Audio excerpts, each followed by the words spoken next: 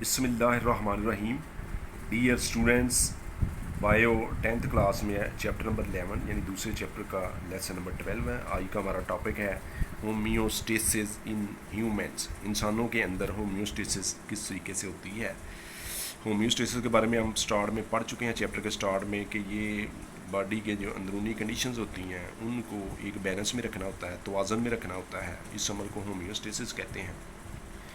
इंसान के अंदर होम्योस्टेसिस के लिए इस्तेमाल होने वाले जो ऑर्गन्स हैं उनमें जो मेन ऑर्गन है, 3 बड़े ऑर्गन हैं। लंग्स होते हैं, फेफड़े, स्किन जो जिल्द है, जो हमारे जिस्म की स्किन है, ये है। किडनीज़ होते हैं, गुर्दे।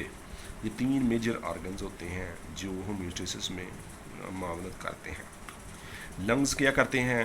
Remove excess CO2 and keep the balance. जिस्म के अंदर जो CO2 की मकदार एक्स्ट्रा प्रोड्यूस होती है रेस्पिरेशन के दौरान, वो चूँकि जिस्म के लिए ज़रूरी नहीं होती, टॉक्सिक होती है, उसको जिस्म से निकालना ज़रूरी होता है। तो लंग्स जो होते हैं, ये पहले चैप्टर में हम पढ़ चुके हैं कि लंग्स किस तरीके से ब्रीदिंग के ज़रिए रेस्पिरेशन का जो अमल होता है उसकी डिटेल भी पढ़ चुके हैं। तो वो CO2 को कैसे जिस्म से बाहर निकालते हैं ताकि जिस्म के अंदर CO2 की एक बैलेंस बरकरार रहे, जितनी चाहिए है उतनी ही रहे, उससे ज़्यादा ना हो। दूसरे नंबर पे आती है स्किन।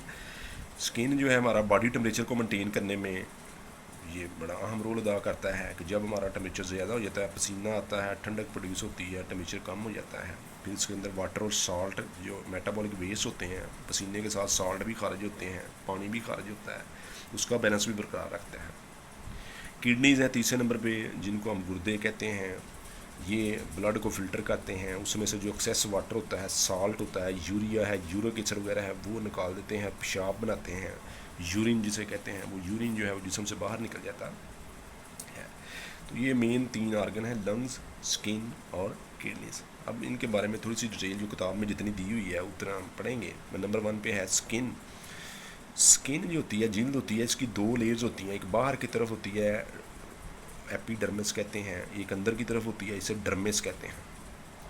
एपिडर्मिस जो है ये आउटर प्रोटेक्टिव लेयर है, जिस्म के सबसे बाहर जो जिल्द का जो हिस्सा है उसे आउटर प्रोटेक्टिव लेयर कहते हैं, एपिडर्मिस कहते हैं। इनके अंदर ब्लड वेसल्स नहीं होती, खून की सप्लाई जो है वो नहीं होती, ये ब्लड वेसल्स के बगैर ही होते हैं। और जो अंदर इससे थोड़ा अंदर होती है डर्मिस, इनर लेयर है, इसके अंदर ब्लड वेसल्स भी होती हैं, सेंसरी नर्व एंडिंग्स भी होती हैं, जो हम सेंस करते हैं। जिल्द के ऊपर कोई चीज़, कोई मक्खी, कोई कीड़ी, कोई चीज़ ऊपर आके ऐसे टच करे तो हमें फ़ौरन पता चल जाता है। वो सेंसरी नर्व एंडिंग्स, वहाँ जाल बिछा हुआ होता है।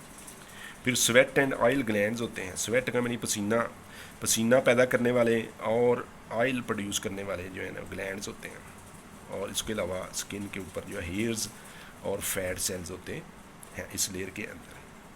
तो स्किन की 2 लेयर्स होती हैं, epidermis, dermis. Epidermis outer protective layer है जिसमें कोई ब्लड वेसल नहीं है। डर्मिस के अंदर जो है वो ब्लड वेसल्स भी होती हैं, नर्व एंडिंग्स भी हैं, पसीना पैदा करने वाले और ऑयल प्रोड्यूस करने वाले ग्लैंड्स भी हैं, फैट सेल्स भी हैं, बाल भी होते हैं।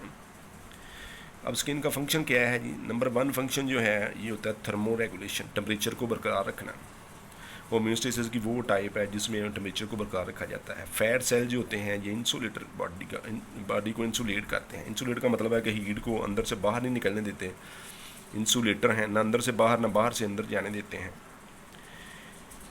जो मसल्स होते हैं जिल्द के, वो कंट्रैक्ट होते हैं और उनके साथ जो हेयर होते हैं वो सीधे खड़े हो जाते हैं। इस हालत को हम कहते हैं गूज बम्प्स।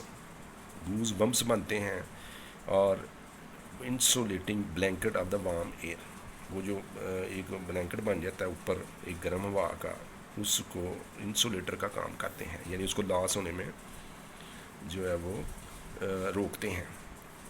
तो इस तरीके से। और फिर क्या होता है कि जब पसीना आता है, sweat is produced, sweat glands produce करते हैं पसीने को, तो एक्सेसिव जो हमारे जिस्म के अंदर पानी और जो निकलता बाहर वेपोरेशन होती है, उससे ठंडक प्रोड्यूस होती है। Evaporation is a cooling process, ये आपने पढ़ा हुआ है। जैसे जैसे वेपोरेट होता है, हाई एनर्जी मालिक्यूल निकलते जाते हैं, पीछे जो है वो टेम्परेचर कम हो जाता है। तो इस तरीके से, यानी जब कूलिंग इफेक्ट की ज़रूरत हो वो कूलिंग इफेक्ट प्रोड्यूस करता है। जब वो सर्दियों में टेम्परेचर को बाहर हीट लॉसेस को रोकना हो तो वो हीट लॉसेस को भी रोकता है। तो इस तरीके से थर्मो रेगुलेशन होती है, यानी टेम्परेचर को एक ख़ास लेवल पर कंट्रोल किया जाता है। दूसरा फंक्शन होता है स्किन का removal of metabolic waste through sweat, पसीने के ज़रिए मेटाबॉलिक वेस्ट बाहर निकालना। मसलन इसमें से water, salt, urea, uric acid वगैरह जो होते हैं ये पसीने के साथ जो है ये भी खारिज होते हैं। तो वो ये नुकसानदेह जो चीज़ें होती हैं वो पसीने के ज़रिए जिस्म से बाहर निकल जाती हैं और जिस्म के अंदर उनका एक ख़ास लेवल बरकरार रहता है।